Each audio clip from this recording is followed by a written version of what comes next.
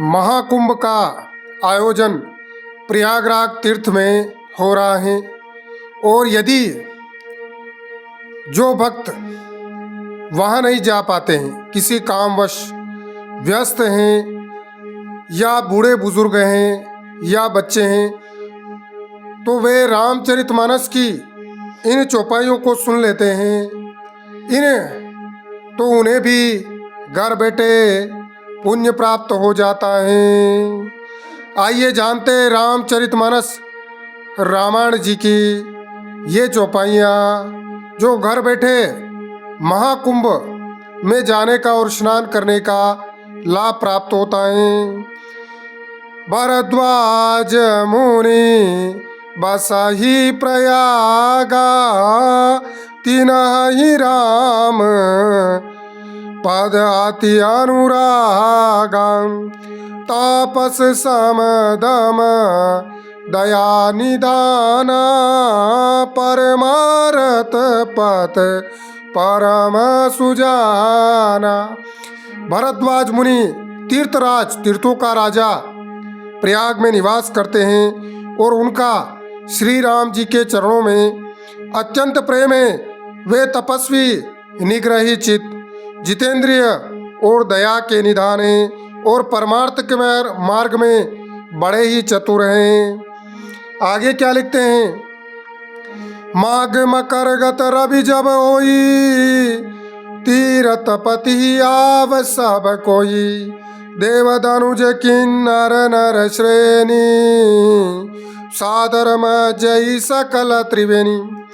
जब माघ में जब सूर्य मकर राशि में जाते हैं, तब सब लोग तीर्थों के राजा प्रयाग में आते हैं और देवता, दैत्य, किन्नर और मनुष्य प्रयागराज में त्रिवेणी संगम है, 3 नदियों का संगम हुआ है, वहाँ पर स्नान करते हैं। और क्या करते हैं? पूजई माधव पद जल त्रादा, पूजई माधव पद जल जाता। परसी अक्षय बटू हर्षई गाता। भरद्वाज आश्रम अति पावन, परम रम्य मुनिवर मन भावन।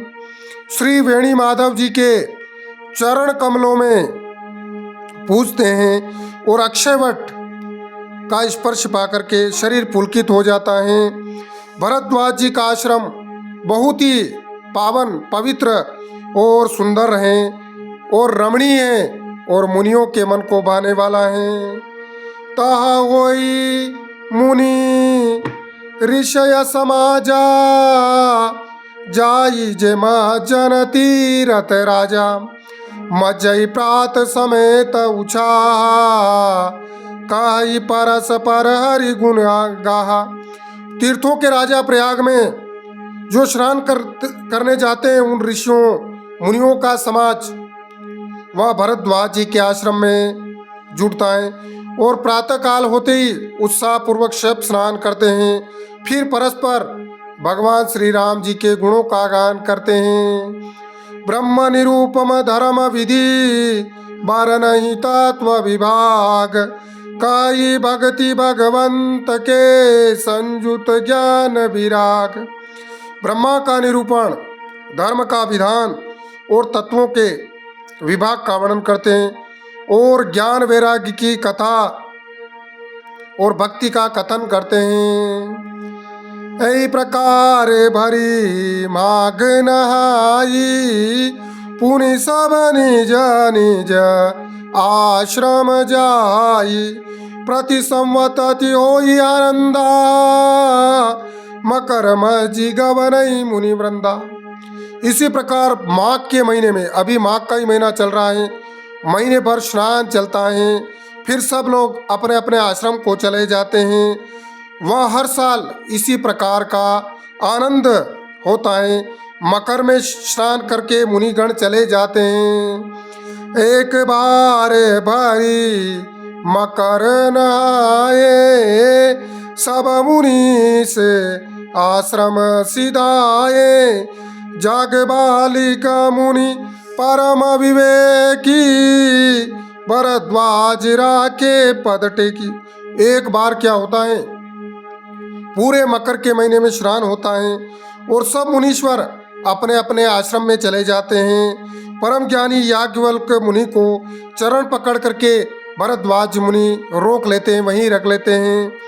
सादर चरण सरोज पकारे, अति पुनीत आसन बैठारे, करी पूजा मुनि सुज सुबखानी, बोले अति पुनीत मृदुबानी। आदर पूर्वक याज्ञवल्क्य जी महाराज के चरण पकड़े, चरण धोए और पवित्र आसन पर बैठाया और पूजा करके मुनि याज्ञवल्क्य जी के सुयश का वर्णन करके फिर अत्यंत पवित्र और कोमल वाणी से बोले।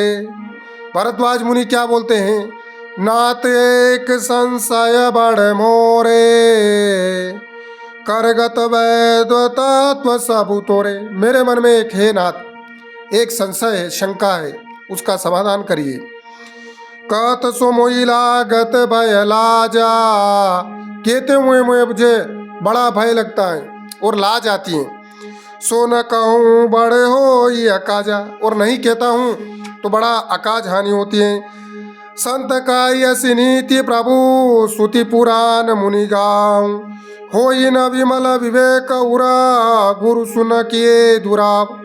हे प्रभु, संत लोग ऐसी नीति कहते हैं और वेद पुराण तथा मुनि जन भी यही बतलाते हैं कि गुरु के साथ छिपावा करने से हृदय में निर्मल ज्ञान नहीं होता है। इस प्रकार इन चौपाइयों का जो पाठ करता है और जो यह सुनता है यह कथा, उसे कारणवश बूढ़े वृद्ध रोगी और बालक कुंभ स्नान में नहीं जा पाए हैं तो घर बैठे यदि इन चौपाइयों को सुनता है, पाठ करता है, तो उसे महाकुंभ में स्नान के बराबर, तीर्थराज प्रयाग के त्रिवेणी में स्नान के बराबर फल प्राप्त होता है। बोलिए सीतारामचंद्र भगवान की जय।